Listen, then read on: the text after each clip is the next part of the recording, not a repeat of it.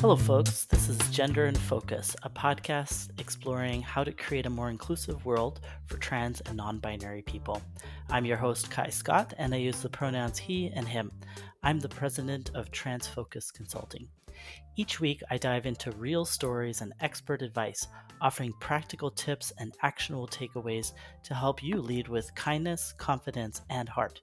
Tune in to discover how you can make a positive difference. It's just a conversation away.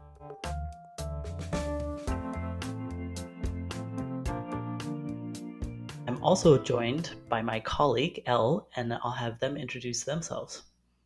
Hello, I'm Elle. I go by the pronouns she and they, and I am the coordinator at Transfocus. In this episode, we are taking a closer look at two key components that are really important to understanding the issues that trans and non binary folks face. So, we just really want to unpack them further and give you some good idea of what the different components are and what they consist of, and give you some really good examples. I'm really excited to dive in. When you work with organizations, Kai, you tend to break these down into both cultural and then also the structural challenges that trans folks face in the workplace and also even further afield than that. So what is the difference between cultural and structural in the way that you look at those?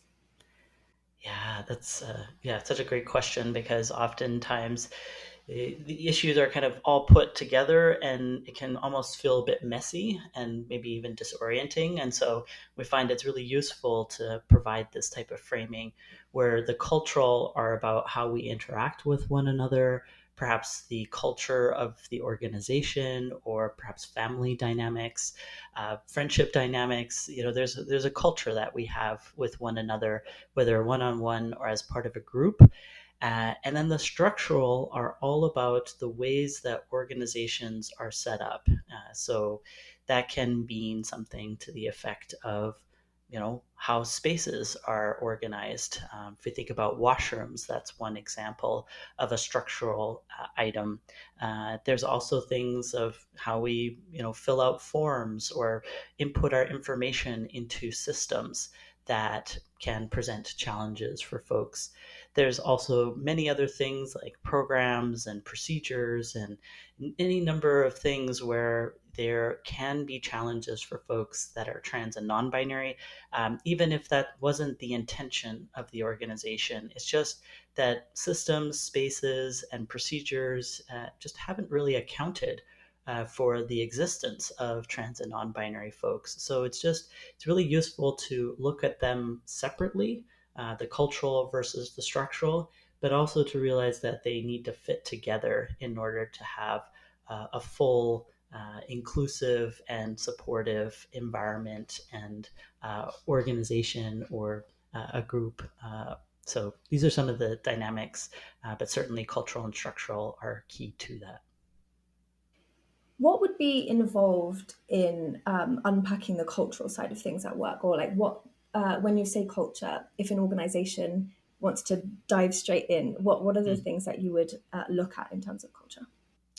Yeah, so with cultural, that's where you're talking about the dynamics between people and as part of teams or maybe even departments if it's within the workplace. And so that's where education plays a huge role in unpacking some of these things, raising awareness among folks, as well as tackling some of the language, the terms and the concepts, what to do, what not to do, and really give people a good insight into what they it just might not be on their radar, and give them a safe place to learn and to deepen their understanding on these topics. And certainly there's many different ways of learning. There can be the kind of lecture style where we get information provided to folks who are learning, but there's also value in practicing those pieces and perhaps having discussions about them, uh, answering questions and whatnot to help people really kind of tackle these issues, and to be able to show up better for trans and non-binary folks. So that's on the cultural side. It's typically addressed through education that helps people get up to speed. Right, because it's very new for a lot of people. So I would imagine going straight in with making all these structural changes would be really hard for a lot of people to know what to do if they don't have that education. Mm-hmm. Yeah, you're so right about once you have an awareness, then it's easier to understand why something on the structural side needs to change. Perhaps it's just again not on people's radar, and so once the issues are highlighted, then typically in a lot of the education sessions that we provide at Transfocus, folks are just really motivated. They're like, "Okay, what do we do about the forms? What about this? What about our website? You know, and the images we have on them?" And they're really ready to take the next steps so that people can feel like they're included and welcomed within the organization. And so usually it depends on which department. There are human resources is often involved, but certainly IT to talk to look at the systems can be involved.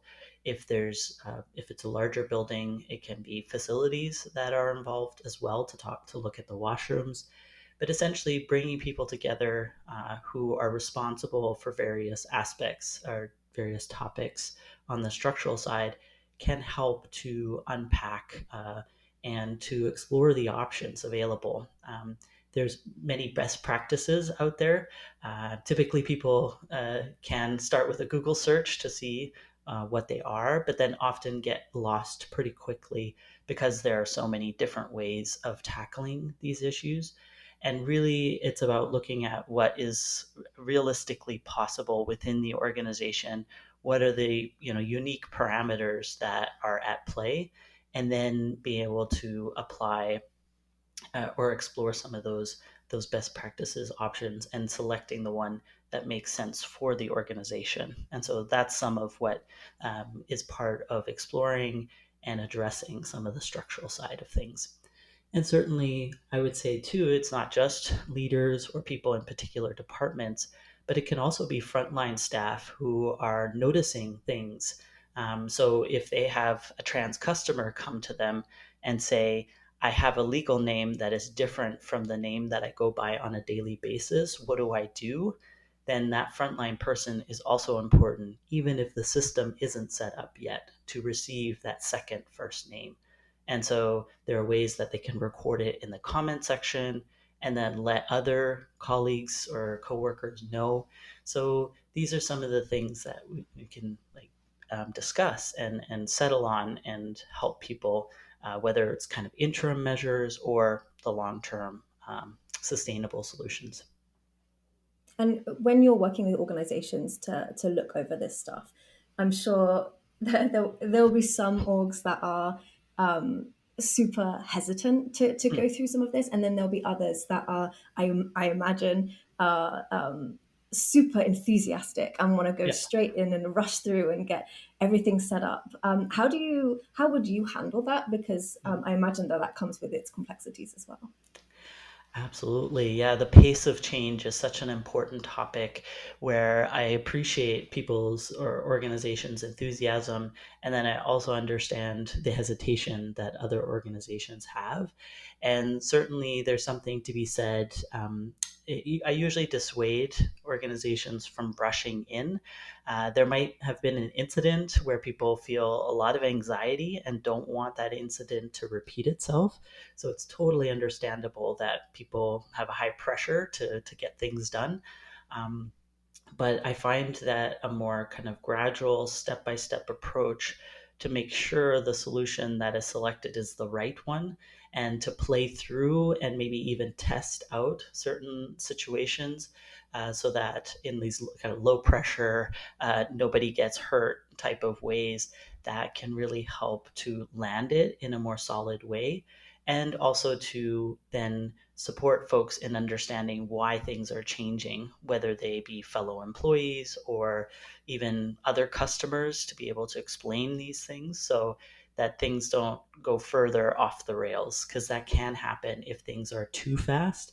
It can kind of create a backlash that then um, it it brings things right back to the status quo, and even can lock in the status quo in a way that doesn't solve things for the long term.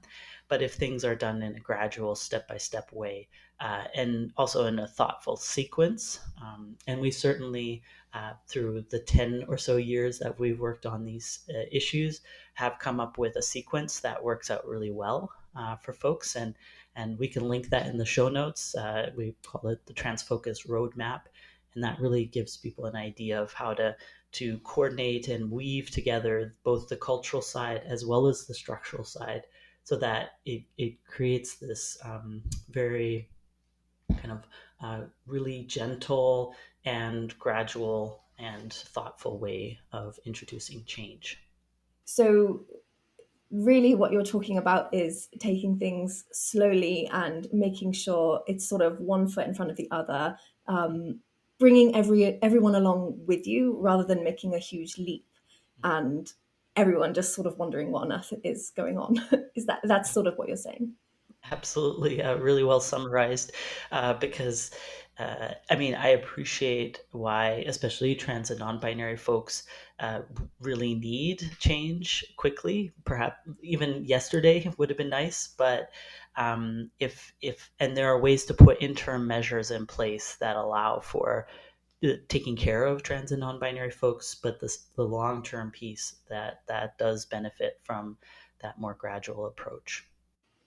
And that would also speak to those organizations that are rather more hesitant to make these changes, is that actually you're not going to be thrown into the deep end, and that there are it's much more of a gentle approach than maybe people would have realized.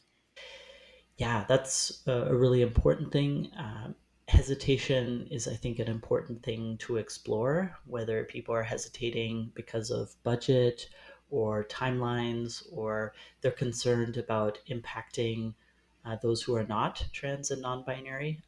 And one thing that we were really careful with, is that anything that we introduce, we want it to not adversely impact other folks, right? So we're not trying to take care of one group and then hurt another, and we do Right. so by making sure that we've thought through, and that's why you need more time to really explore that. Make sure.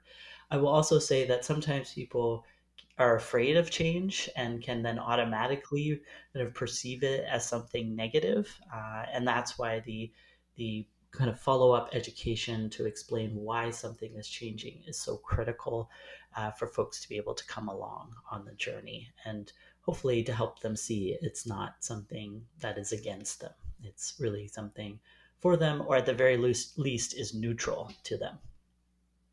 I'm going to be adding in the show notes a link to the Transfocus website, and we've got a list of all the different offerings that we've put together, and that's both the sort of addressing the cultural and the structural. We've got education, and then also Kai, you work with organizations to Mhm. deal with the structural as well as the cultural.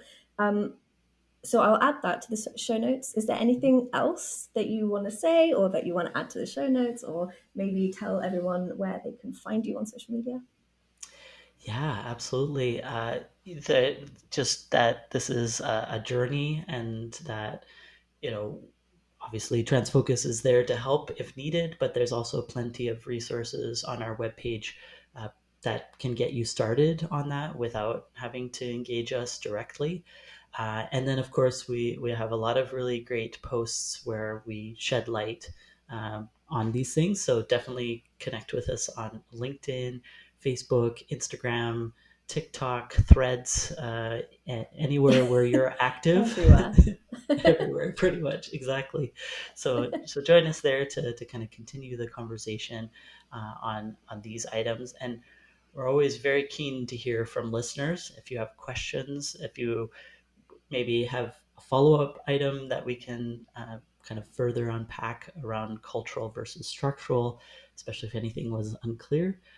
But yeah, it was really good to dive into this and explain a little bit about those two aspects. Cool.